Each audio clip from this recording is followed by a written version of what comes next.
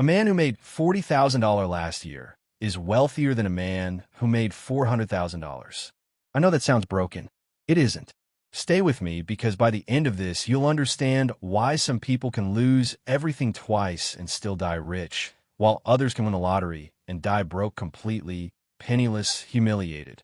There's a reason for that gap, and it's not luck. It's not talent. It's not even intelligence. It's 10 quiet habits that never make it into the highlight reel of anyone's Instagram because none of them look impressive from the outside. Here's what's strange. The habits that build wealth and the habits that keep it are almost never the same habits. Most people spend their 20s and 30s learning how to make money. Almost nobody learns how to keep it. That gap right there is where fortunes quietly disappear. I'll show you exactly where that gap opens up. But first, you need to see what it actually looks like when someone falls into it. Because it happened to someone I know personally, and it did not look the way you'd expect it to. By the time we're done here, you'll understand the specific mental moves the always wealthy make on ordinary Tuesdays. Not during some dramatic financial crisis, not during a market crash, but in the boring, forgettable minutes of a completely regular week. Those minutes, not the dramatic ones, are where net worth is actually built or destroyed. Comment the word wealthy right now if you're ready to hear this, because habit number 1 is going to feel uncomfortable at first. The first habit is this: they treat money like it's already spoken for, not in a reckless way, in a protective way. There's a psychological idea called mental accounting, and stable wealth builders quietly separate every dollar into a job the moment it lands in their account. Rent money isn't grocery money. Investment money isn't vacation money. It sounds simple, almost boring, but boring is exactly the point. The people who lose fortunes are usually the ones who let all their money live in one undivided pile. So when temptation shows up at the worst possible moment, there's nothing structurally stopping it from winning. Derek was 34, an electrician outside Phoenix, pulling in $92,000 a year, solid money, blue collar, no trust fund, no head start, no family business waiting for him. And he still ended up with more net worth by 40 than most of the six-figure earners in his social circle. Not because he found some secret investment nobody else knew about. Because every single paycheck before anything else happened, 20% left his account automatically and went somewhere he couldn't casually touch it. He told me once, sitting in his truck after a long shift, I don't trust future me to make the right call, so I don't give him the chance to make the wrong one. That single sentence is worth more than most finance textbooks combined. Which brings us to the second habit, and this one contradicts almost everything social media teaches you about getting rich. The always wealthy are boring on purpose. They're not chasing the next hot thing, the next coin, the next opportunity someone's cousin swears is guaranteed. Bill Perkins wrote about a version of this in Die with Zero. The realization that most people either die with far too much in used money, sitting untouched, or spend recklessly trying to catch up for lost time. And almost nobody finds the quiet middle ground. The people who actually stay wealthy aren't the ones swinging for grand slams. They're the ones who show up again and again, doing the unglamorous thing. For years, nobody else is watching or applauding. Here's the tension, though. Being boring doesn't mean being passive.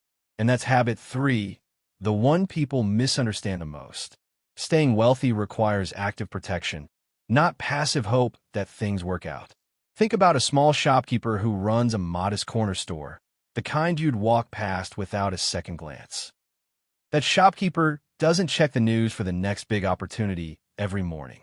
He checks his margins every single week without fail. He knows exactly what leaks and where. Most people don't lose money to sudden bad luck. They lose it to slow leaks they never bothered to look at closely. Subscriptions piling up, hidden fees, lifestyle costs that crept up an inch a month until they were a mile wide and impossible to ignore. Now here's a reframe that might sting a little if you let it land. Lifestyle creep isn't really a money problem. It's an identity problem wearing a money costume. Every time your income goes up, there's a version of you whispering that you've earned the upgrade. The newer car, the bigger apartment, the nicer everything.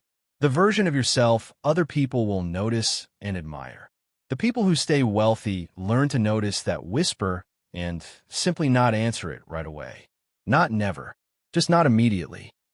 That small gap between impulse and action is where entire fortunes get protected, one delayed decision at a time, which leads us in a habit for. They let time do the heavy lifting instead of trying to force results themselves.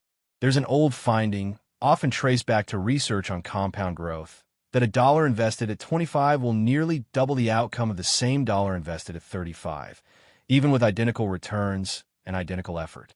5 years. That's the entire gap, the whole difference. Not double the money invested, just 5 years of patience. Most people want the result today, right now, immediately. The wealthy who stay wealthy have made peace with a longer clock. And that peace, strangely enough, is worth more than any single stock pick could ever be. Let's pause on something uncomfortable because Habit 5 is going to feel personal for a lot of you watching this. The wealthy who stay wealthy are quietly, deliberately unbothered by comparison. You know that friend who upgrades their car every 2 years without fail?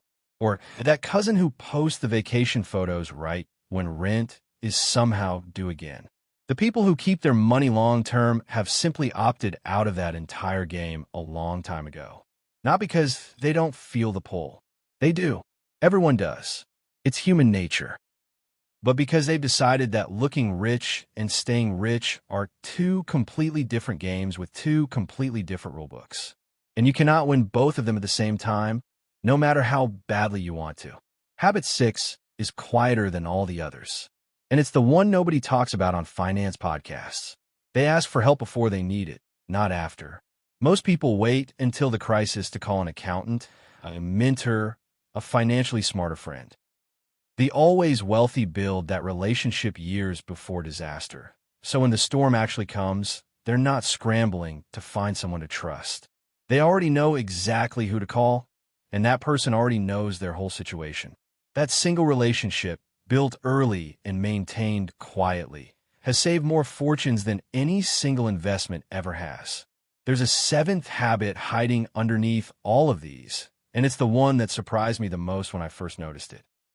The always wealthy don't measure their progress against other people. They measure it against themselves 6 months ago. That sounds like a small distinction, but it changes everything about how decisions get made. Compare yourself to a neighbor with a nicer house, and you'll always feel behind because there's always someone with more. Compare yourself to the version of you that existed 2 years ago, and suddenly progress becomes visible, measurable, motivating instead of exhausting. That shift alone keeps people in the game long enough for compounding to actually work its slow, unglamorous magic. Here's the turn, and this is the part that changes everything you've heard so far. You think the wealthy who stay wealthy are obsessed with money. They're not. They're obsessed with decisions. Money is just the scoreboard, nothing more. The habit isn't save more or invest smarter. Underneath all of these, there's one master habit holding the entire structure together. They treat every financial choice as a small vote for who they're becoming, not just what they're buying in the moment. Buy the impulsive thing, and you've cast a vote for someone who reacts without thinking. Wait 48 hours instead, and you've cast a vote for someone who chooses deliberately. Do that enough times across a decade. And the compounding isn't just happening in your bank account. It's happening in your identity, quietly, in the background, every single day. That's the real reason some people stay wealthy through recessions, layoffs, medical bills, and market crashes that wipe out everyone around them, while others with far higher salaries end up starting completely over from zero, sometimes more than once in a single lifetime, because wealth was never actually about the number on the screen. It was about who you had quietly, patiently become while nobody else was watching that number go up or down. If any of this landed somewhere real for you, hit subscribe right now, because next we're going deeper into the exact daily systems these people use. The specific accounts, the specific rules, the boring mechanics hiding underneath the mindset. That video is already coming, and you genuinely don't want to miss it when it drops. There's a version of you 5 years from now who either thanks, present you for the habit you started today, or quietly resents you for the one you kept putting off week after week. That's really the only choice sitting on the table right now. Not how do I get rich fast? That question gets asked 1,000 times a day online, and it goes absolutely nowhere useful.